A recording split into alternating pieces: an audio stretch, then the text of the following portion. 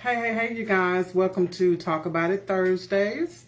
I am your host, Karen Bailey. Please let me know when you're on. I would love to say hello to you guys. It is another beautiful Thursday. I hope everybody's having an amazing day. Last week, we talked about the power of being able to admit that you don't know everything, that you don't have all the answers, and how that can take some of that pressure off of you that people will put on you, and how society will put that pressure on you and try to get you to step outside of an area where you actually have experience. Sometimes people are so afraid of letting other people down, they're afraid to admit that they don't know something.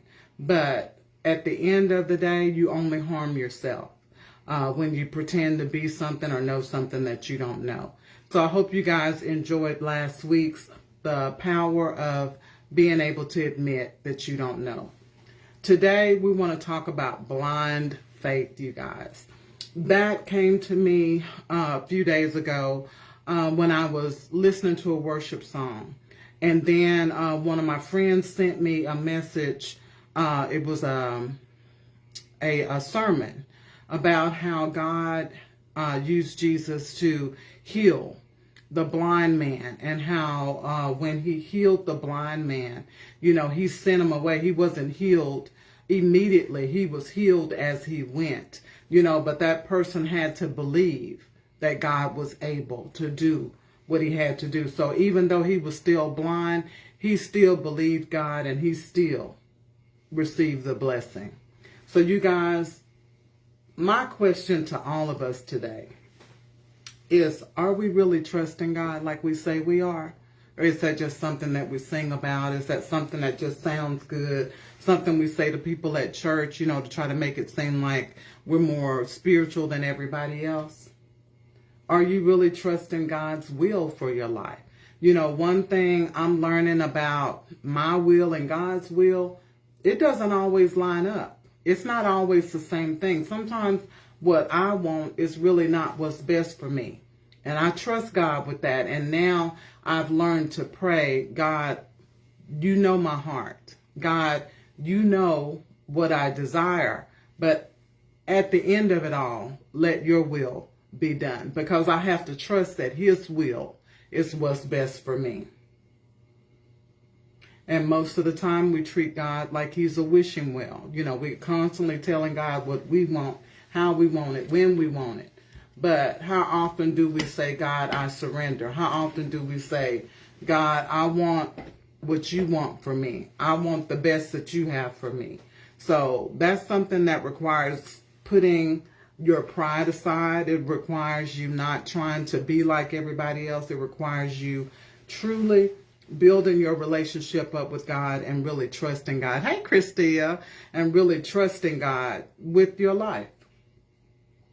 And I'm learning as I'm getting older, you guys, truly the only way that I can have real peace and be able to keep it, number one, I have to realize that I'm not in control of everything, and I'm fine with that. I'm fine with that. When you realize that you're not running things like you think you are, then that gives God room to work. Because as long as you think you got it going on, you don't need anybody, you don't take anybody's advice, you won't pray, you won't ask God anything, he's going to let you run that little show that you're running. And most of the time, it's not going to turn out like you want. So the only way I've been able in my life, I can only talk about me, in my own life, to get the true peace that I've always wanted, was to understand that I'm not in control. God is in control of my life.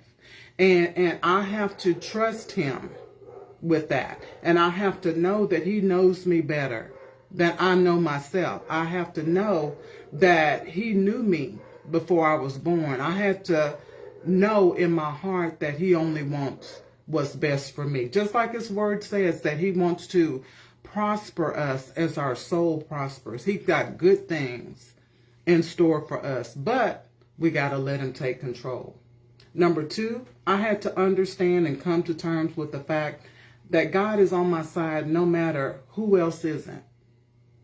You know, when you're not used to having support, when you're not used to having people stand up for you and fight for you, you start thinking that God is not even on your side. And I was in that position. You know, I was so used to being criticized, so used to being left out and mistreated and run down, that I forgot God never did those things to me. That was man. That was family. That was so-called friends that did those things to me, but that was never God. And so that's what made me want to get closer to God. I'm like, God, you're the only one that's never betrayed me. You're the only one that's never hurt me. You're the only one that's never lied to me. You're the only one that's never forsaken me. You're the only one that's never cheated on me. See, you got to get your mind right about who's doing what. That was never God. God allowed those things to happen in my life because for some reason there was a lesson in there for me, and I understand a lot of those things now. But I have to remember that no matter what I go through, no matter who is against me, no matter what their title is, no matter how much money they have, their position, that God is for me. And now that I know that, there's a peace inside of me that I can't even explain to anybody else, because you got to get that for yourself. You got to believe those things for yourself. And the third thing, I had to surrender any control that I felt like I had to hold on to for safety reasons. You know, when you're dealing with people, you can't always give over the reins completely to them, because people do people stuff. People flake on you. People lie to you. People give up when things get hard. But understand, you're not dealing with people. You're dealing with God. You can completely turn it over to Him and trust Him. You ain't got to hold nothing back like you have to do with people. With people, you better not give them 100%. You better hold something back, because people do people stuff. Number 4, I had to believe that God knows more and He can see more than I can. When I really grasped that concept, I stopped worrying about people talking about me. I stopped worrying about what people thought about how I lived, or what I looked like on the outside, or the fact that I was single, the fact that I've been divorced more than one time. I don't care what people think about that, because guess what? God knew that from the beginning, so He could see further than me and further than you. You don't know why God allowed me to go through that. I don't know why God allowed me to go through that, but He knows. And so now I don't let other people bother me with their nonsense, with their silliness, with their pettiness, because I know that God can see more and He can do more than I can. That's right. God will fight your battles. Just be still. You're right.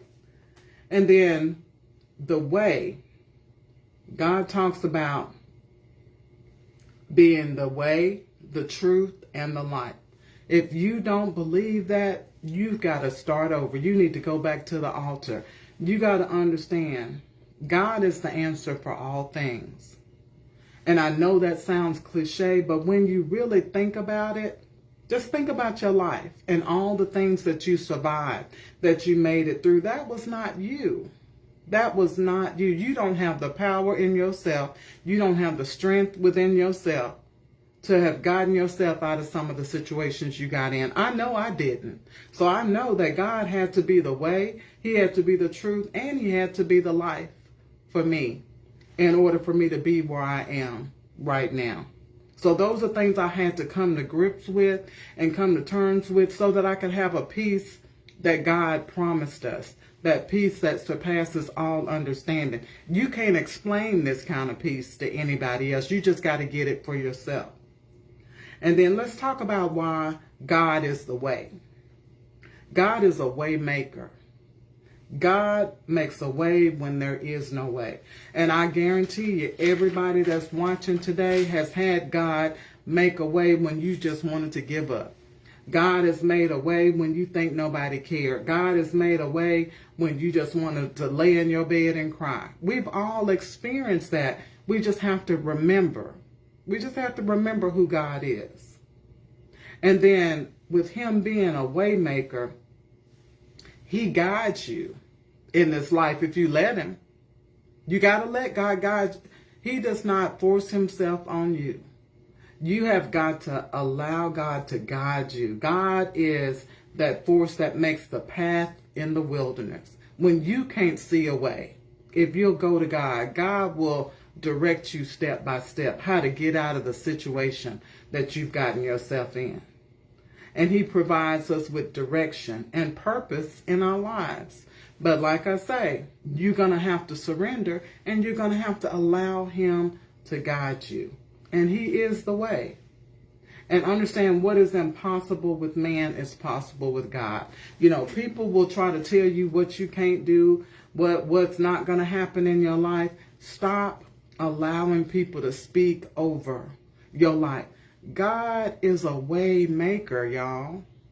God said all things are possible. So why are you letting other people tell you what's not going to happen in your life, speak over your life as if you have no possibility of doing better? Why are you allowing people to talk to you when you know the way maker, when you know what his word says about how you can do all things with Christ who strengthens you?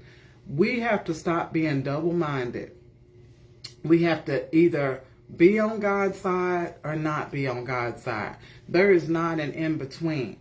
And that's where we're lacking now. That's why everybody's so anxious and upset with all the crazy stuff going on, because people have been straddling the fence their whole life.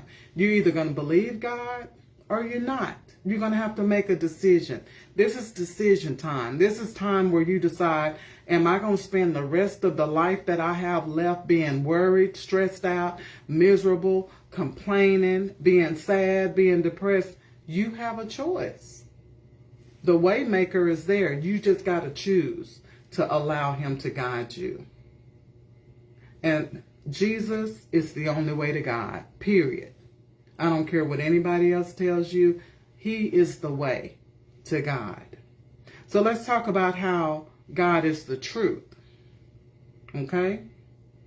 His truth, God's truth, the truth that steps on your toes, the truth that makes you drop your head, the truth that puts all your skeletons out where everybody can see it. That truth, it releases you from the power and the control of sin. And then no longer can the enemy hold things over you. If you will allow God's truth, if you will be the one to take accountability for what you've done. And I understand some things may be embarrassing, but get it out there. Get it off your chest. Confess your sins. Confess what you've done. That takes it out of the hand of the enemy. He can't torment you anymore with what you've done if you go ahead and confess it. If you go ahead and take accountability, if you go ahead and try to make that thing right that you did wrong. Most people like to hide what they do and hide the wrong that they do. And all you do is give the enemy an arsenal. He's got an arsenal of things to throw at you all the time. That's why you're miserable. That's why you don't have any peace. That's why you don't have any joy, because you've given him the ammunition. I would rather go to God and say, God, I did it because I wanted to do it, because I'm sinful and I'm sorry. I'm trying not to do that anymore. Than try to sneak and try to act like I'm doing everything right in front of everybody and thinking that I can fool God. That's when you lose your peace, is when you think you can outsmart God. You can't outsmart God, boo. He knew what you're going to do before you did it. So that's his truth. The fact that God will chastise you about some things. He'll have people call you out about some things. And instead of getting defensive, you need to humble yourself and you need to ask for forgiveness. His truth, God's truth, gives revelation. God will reveal hidden things to you when you trust him. God shows me things about people's spirit because I trust him, because I've asked him to help me with my spirit of discernment. Help me not to be fooled by a pretty smile or by somebody that looks good on the outside. God, help me to see what's in a person's heart. Help me to see if that person has a jealous heart, or if that person is competing, or if that person has a nasty spirit. God is revealing those things to me because I trust him. I trust him. And when he reveals it to me, I govern myself accordingly. I don't act like God hasn't shown me those things about you. When God shows me those things about you, I get to now decide how I'm going to deal with you, or if I'm going to deal with you. That's what that discernment is about. It gives you an opportunity. It gives you an opportunity to approach the situation in a better way. When God doesn't show you things for you to beat somebody down and to call them out of their name and say you're this, you're that. No, he shows it to you so that you can go to him and say, okay, God, I see it. Tell me how to deal with what I'm seeing in that person. Because God can deal with anything. Any spirits that people got in them, God got something for them. But sometimes we want to act within ourselves. And then that's when things go wrong. So spiritual growth comes from God's truth. Maturity is absolutely essential to being able to handle the truth about somebody else. You know, a lot of times people can't confide in you because they know you're messy, that you can't wait to run and tell their business. That's a sign of spiritual immaturity. When people can't give you their honesty without having to worry about you putting it out in the street, you're immature. So God won't trust you with a lot of gifts simply because he knows that you'll exploit them and you'll use them in the wrong way. And then you may have to encounter the same lesson over and over again. That was me, hard-headed. I had to encounter lessons over and over and over again until I got them. See, that's God's truth. He don't force things on you, but he will make you face it again until you get it together, until you learn the lesson. And then that's something that sticks with you for the rest of your life. That wisdom becomes a part of your character. That wisdom becomes a part of your story. So God doesn't do things for no reason. He's trying to make you see where you're strong and where you're weak. That's God's truth. He reveals you to you first. While we're going to him talking about everybody else, our spouses, our friends, our siblings, he gonna reveal you to you first. Because while everybody else has flaws, you have flaws too. And that's God's truth. He'll reveal things to you about yourself that need to change. And then God's truth will help you understand how important self-love really is. You know, I never understood how much I was missing out on because I didn't love myself properly. I didn't realize how much turmoil I was self-inflicting on myself because I didn't love myself correctly. You know, when you don't love yourself right, you are critical, you are judgmental, you're ashamed of who God created. And that's because the enemy wants you to see every flaw that you have. The enemy wants you to see everything about you that's not quote unquote perfect. But once you get your self-love intact, once you realize that God doesn't make mistakes, that God created you to be just who you are, to look the way that you look, and to feel the way that you feel, once you really understand that it's really about you and God, because everybody else going to have an opinion, but that does not make them correct. The only person that's right about you is God. And so you have to stop allowing society to help you decide how you feel about yourself. You go in God's word. You let God tell you what he sees in you, what he created you to be, and what he feels about you. That's the only opinion that matters.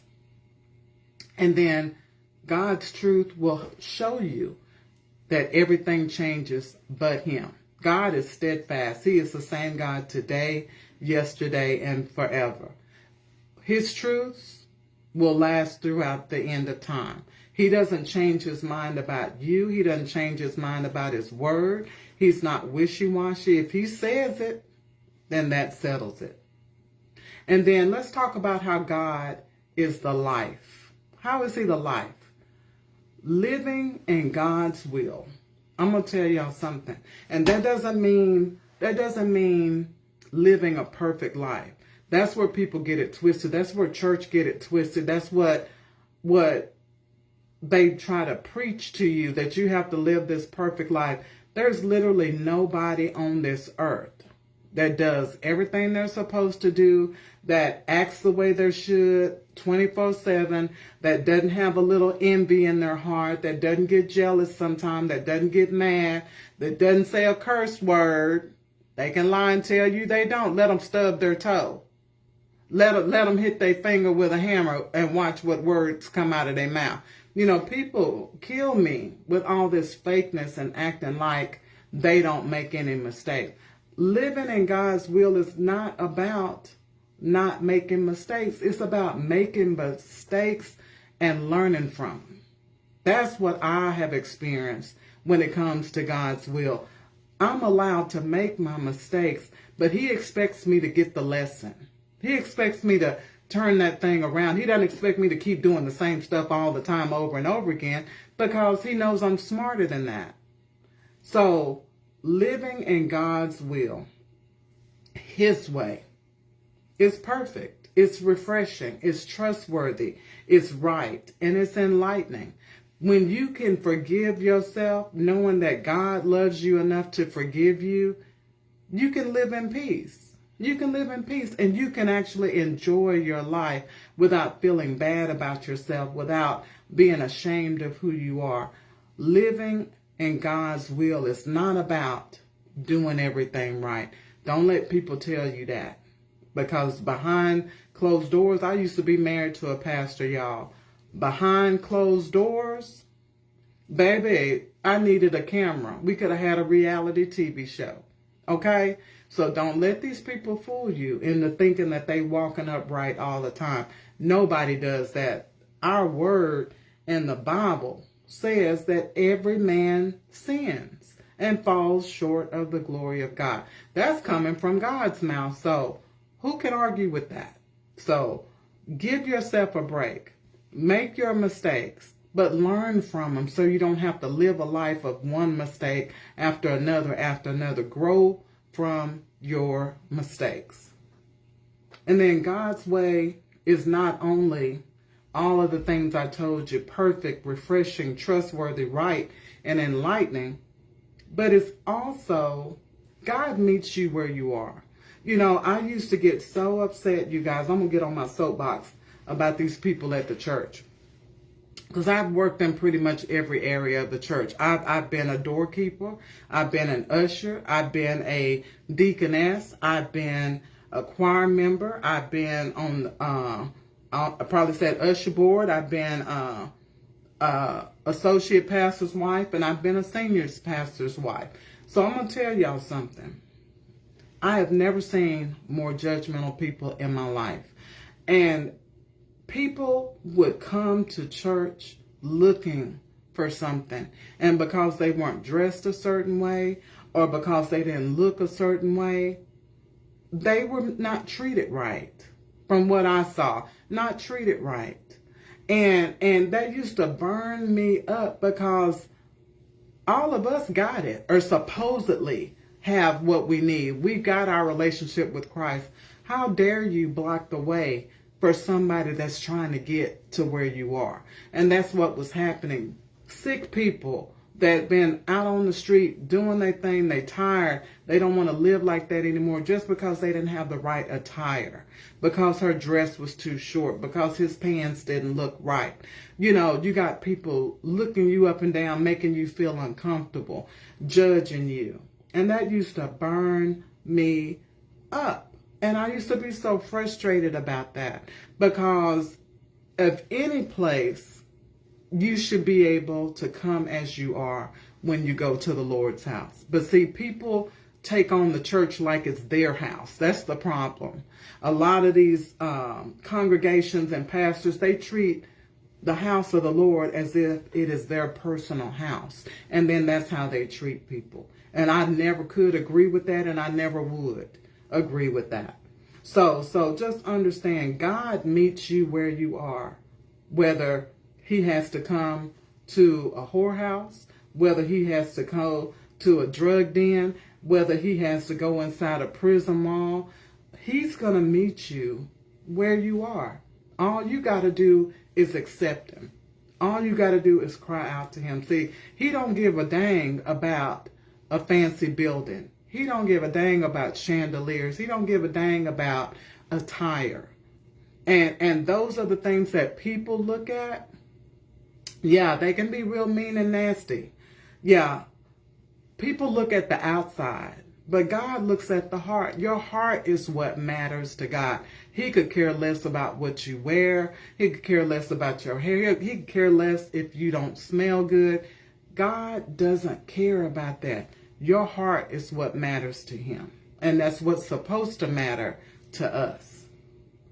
And then understand, because he is the life, he is the exclusive source of your eternal spirit and your divine life. So you got to remember, this life is only temporary. We all have somewhere else better to go than where we are. So understand that Jesus is going to be with us here, and he's also going to be with us there. So that's why he's the life. He never leaves us, whether we're on this earth or we've ascended into heaven. He's going to be in all those places. You're not going to be able to get away from him because he is the life.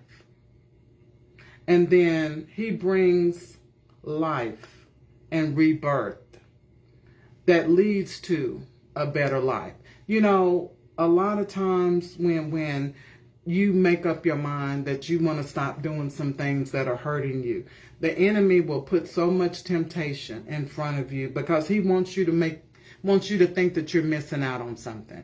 You know, and if you could ever stand strong, if you could ever resist temptation, if you could ever turn your head away from the distractions that the enemy is putting up before you, if you just trust God, God is going to show you something so much better. You know, there are things I was doing in my life, and I look back now and I'll be like, baby, I will never go back to that, because where I'm at right now, it's so much peace, it's so much love, it's so much joy.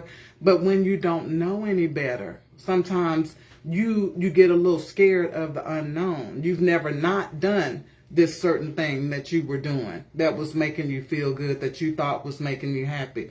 But to have to sacrifice it, you have to believe that God has something better, and he's going to reward your sacrifice. And understand, when God rewards, you're going to have a better life. You're going to feel more meaningful. You're going to have purpose, and you're going to have joy, and you're going to have spiritual growth. Those things are things you cannot buy. They can't teach it to you. They can't give you a degree in it. You can go to all the seminary schools you want to go to. If God doesn't give it to you, you're not going to get it. You just going to know the Bible. But you're not going to really have it down in your spirit. Only God can give you that. So he is the way, he is the truth, and he is the life. So how do we trust God with everything that's going on right now? We see what, I don't even say his name, we see what he's doing. We see what he's doing, and we get upset about it, we get mad. But just understand, God must have a plan for it all if he's allowing it to happen. And that's one thing that we need to really understand. When I was a young girl, they used to sing a song that was called, I'm Anchored in the Lord. You know, there's a reason you have to get anchored in God, because storms will come. Storms are going to come. So you need something that you can hold on to, something that you can believe in. And that's why it's so important that you build your own relationship with God. Nothing wrong with going to church, going to Bible study, you know, getting with women's groups, this, that, and the other. Do that. But make time for yourself and God. You and God. Because you can learn a lot just you and him. Because the distractions are out of the way. And so you have to get to a point where you hold on to God if you don't hold on to nothing else. You'll let go of people. You'll let go of money. You'll let go of things. But you won't let go of God. That's when you know you getting your relationship right with God. When he becomes the most important thing to you, then you got an anchor. So that's how we can trust him with everything going on. And so here's 8 ways. Number 1, you need to learn God's character. Learn who you holding on to. I don't know about y'all. Have y'all ever been in a relationship, you were just so in love with that person, and then after a while you started seeing his character, and you were like, oh my gosh, what did I see in him? Why am I still with him? You see what I'm saying? Sometimes we'll hold on to things and we don't even know them. Hold on to people and we don't truly know who they are. Hold on to certain friendships. You need to take time to learn God's character. Learn who he is. Because once you learn his character, it'll make you hold on to him a little bit tighter. Because you're going to find out some things about God that nobody's ever taught you. Number 2, you are going to have to learn God's promises. Know what God is saying to you. There are promises God makes us. You know, I bought a keyboard the other day, and I'm not trying to say anything against any kind of whatever, but it's a rainbow colors. And somebody asked me about it. They were like, oh, are you da-da-da-da? I said, don't start with all them letters. I said, no. I said, this rainbow is God's rainbow. This is God's promises. That's why I love rainbows. Y'all, what y'all using it for, that's y'all. But to me, the rainbow will always represent the promises of God. It will always remind me that God is not short on keeping his promises, that God is a God that cannot lie. He cannot lie. So learn his promises so you can recite those things back to yourself when you start getting scared, when you start getting worried, when you start feeling like life is uncertain. And then 3, remember his past faithfulness. God is the same today, yesterday, and forever. So whatever he did for you yesterday, he'll do it today. So whatever he did 10 years ago, if you get yourself in that same situation, call on God. If he did it back then, he can still do it. God does not change. Life changes, people change, situations change. But God is as strong as he's ever been. So there's nothing too hard for God. And then number 4, pray more. When you start getting worried about the things that are going on in this world, that's God's sign for you to pray. You need to pray and tell God how you feel, and tell God that you trust him. Tell God that you need his protection. You know, there's nothing better than prayer. That is your best weapon. Prayer and worship are 2 of your best weapons. Number 5, you got to surrender that need to control everything. Some things are going to happen in this life, in this government, on that job, that there's nothing you can do about it. You're going to either have to go with the flow or you're going to have to get up out of there. So you need to decide, do I have to control everything? Am I going to miss out on my blessing? Or am I going to surrender my need to control everything and let God work? Because controlling everything is a sign that you don't trust God. The only person you trust is you. Number 6, you need to worship despite your fear. When I get scared, when I get lonely, when I get sad, I put on my worship music. I wake up to my worship music, and it's not like I'm a big super Christian.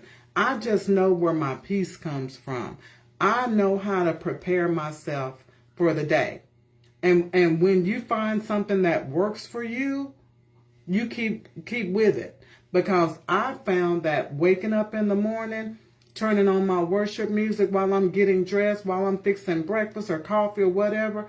That's resonating through my house. It's resonating through my spirit. I feel stronger when I walk out that door. I feel more prepared for who I'm going to run into, who I'm going to have to deal with, who's not going to like me, who's going to try to sabotage me. I'm stronger for it because I got my armor on before I walked out the house. You ain't going to see me coming. And so you have to do what works for you. And then I also find that sometimes when I'm exhausted after a long day, just some soft music, it doesn't even have to be worship music, but you find what works for you. But I'm going to tell you, when fear tries to come up against you, you start worshiping God and fear is going to have to leave. It's going to have to leave. Number 7, you need to cultivate your peace by knowing that God is a sovereign God, that God promises not to leave you or forsake you, that God knows everything that's going on. He's got a plan for your life. He's got a plan for this country, as messed up as it is. He's got a plan for people in leadership. He's got a plan for all of this. But we have to be still. Like Christia say, be still and see the Lord work. Let the Lord work. You know, sometimes we get into situations and arguments with people that we don't even need to waste our energy on. Sometimes you need to back off and just say, I'm going to just let the Lord handle that. I'm going to let God work. And God will work it out.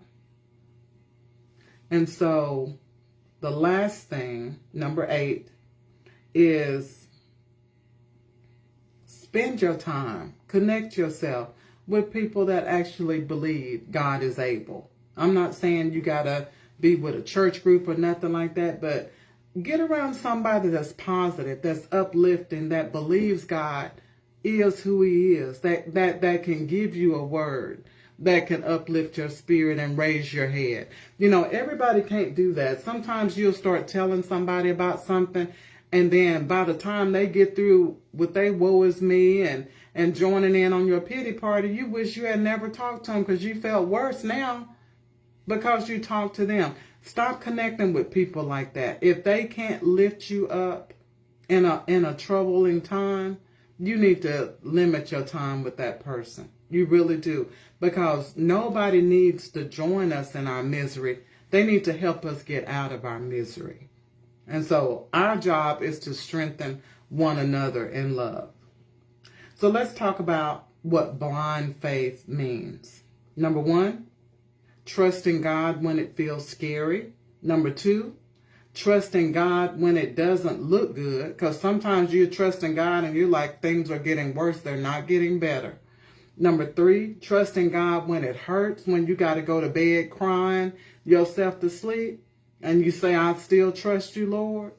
And number 4, trusting God while you heal. You know, a lot of us haven't healed from as much as we thought we had. I know I hadn't healed from a lot of pain. And God started showing me all the places where I was broken. And I spent a lot of years just crying and healing because I didn't have anybody judging me because I was crying. I didn't have anybody making me feel stupid because I felt the way that I felt. But that took time for me and God to be alone. Because when you cry before the Lord, there's no judgment. When you start telling God how you feel about something, there's no judgment.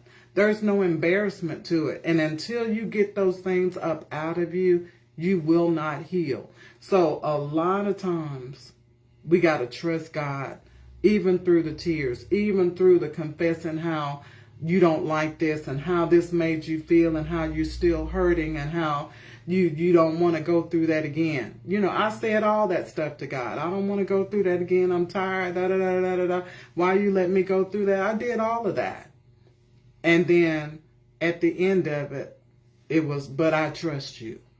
Even through the tears with snot running down my face, it was, but I trust you. And so you have to get that type of blind faith in your spirit to know that through it all, God has got your back. And y'all, I can honestly say everything that's good in my life that has happened in my life is because of 4 things. And these are things I had to choose to do. Number 1, I had to trust. Number 2, I had to learn how to be patient. Number 3, I had to sacrifice a lot, y'all. But you know what? I wouldn't take nothing for it. And number 4, I had to be obedient. I had to kill this flesh because this flesh was making a lot of mistakes. This flesh was choosing wrong. This flesh was going around the same old bush and getting the same results. So I had to kill this flesh because I was sabotaging my own happiness with my decisions. So I had to make those decisions. But those 4 things are the reason I have my peace and I have my joy today. And you guys, you'll know if you're walking in blind faith. If number 1, you can truly forget about what you want and begin to pray God's will be done. When you can start really saying that and meaning that, then you're walking in blind faith. You're trusting God. Number 2, you begin to pray God's word back to him. See, that comes from getting in his word, finding out who he is, and learning those promises I was telling you about. See, when you learn God's promises, you can pray those promises back to him because God's word will not go out and come back void. God cannot lie. So when you put his words back to him, he's going to have to do something because those are his very words. That's what he said he was going to do. So you begin to pray his words back to him.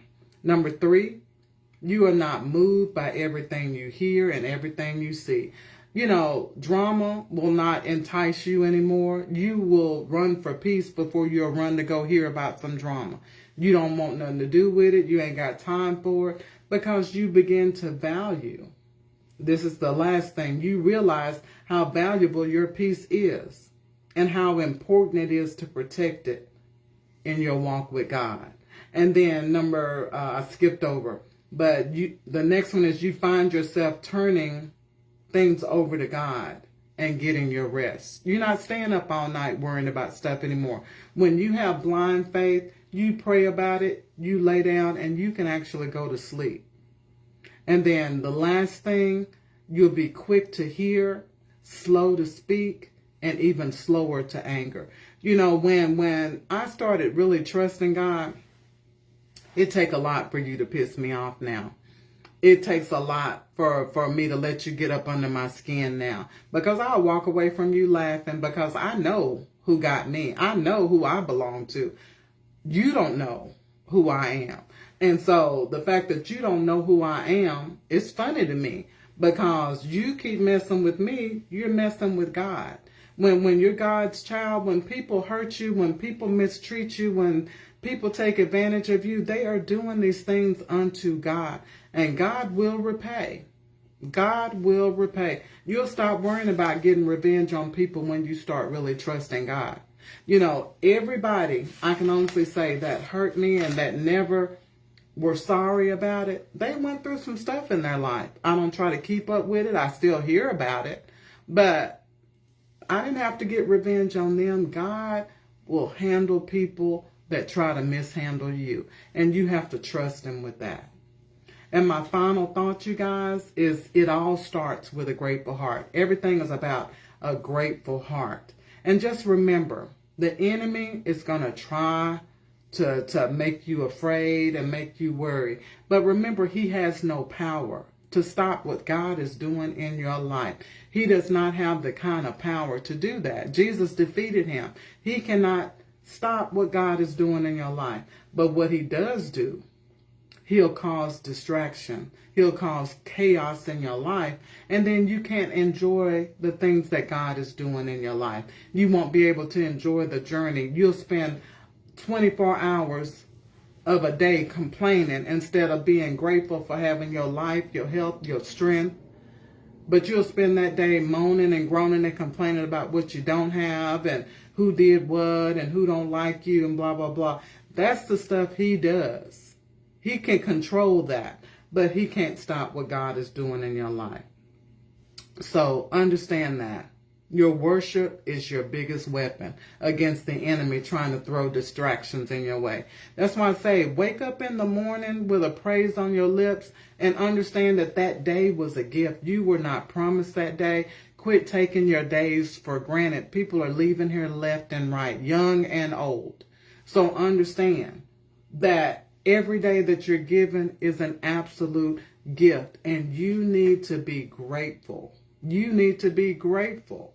And then, so keep a song on your heart and a praise on your lips. You know, I walk around sometimes at work, and I be hoping don't nobody hear me, but baby, sometimes that tune will hit me, and my coworker, she just looks over me laughing, baby, because I'm over there singing. Because I understand that I might not be in a perfect situation, but I serve a perfect God. I may not have everything I think I need, but I really have everything that I need. I don't want for nothing. And I understand that that's God's grace, that's God's mercy, and that's God's provision. So I try to find a reason every day to be happier, every day to sing with some joy on my lips. So keep a song on your heart and a praise on your lips. And remember that blind faith is not empty. It's not foolish. Just because we can't see how God is going to do it does not mean it won't be done. He had to teach me that. I had a pastor one time, because I used to question things a lot. And he said, you know what? He said, you a doubting Thomas. I said, really? You know, they always think they know you. That man didn't know me from a can of paint. But I let him talk. You a doubting Thomas. I said, really? I said, because I question things, I'm a doubting Thomas. I said, no, I'm inquisitive. I said, but I know God is able. I just don't know how he's going to do it. I said, so it's not that I doubt God. I just sometimes want to know the methodology. But I'm okay with it if he don't give it to me. But I'm an inquisitive person. So what I told him is, even if I was a doubting Thomas, I still belong to God. Even if I'm a doubting Thomas, God knows my heart, and he knows that I trust him. But he also knows that I'm flesh, and I'm walking in this world where all kinds of things are out of my control. So it's okay to talk to God and ask God questions. So don't let anybody make you feel bad about being inquisitive and wanting to understand what's going on in your life. People have a way of trying to label you. And like I told him, I said, I trust the God that I serve. And I said, and I remember how he healed people in the Bible. And most of the time he healed them on their way. He didn't do it right in front of him. He healed them as they went. So that requires me to believe. It doesn't matter that I don't always know what's going to happen, but I still believe. And so, you guys, I thank y'all so much for hanging out with me today. And I hope I said something that encourages you. You know, these are troubling times. Try not to get discouraged. Remember who holds your future. Remember that God is in control. God is in control. He's never left you. He's never forsaken you. He's never not provided for you. So don't be afraid. Don't let the enemy have a foothold. Remember to rejoice in the Lord always and rejoice. Thank you guys for watching. I will see you guys later. Take care. God bless. Be safe. Bye.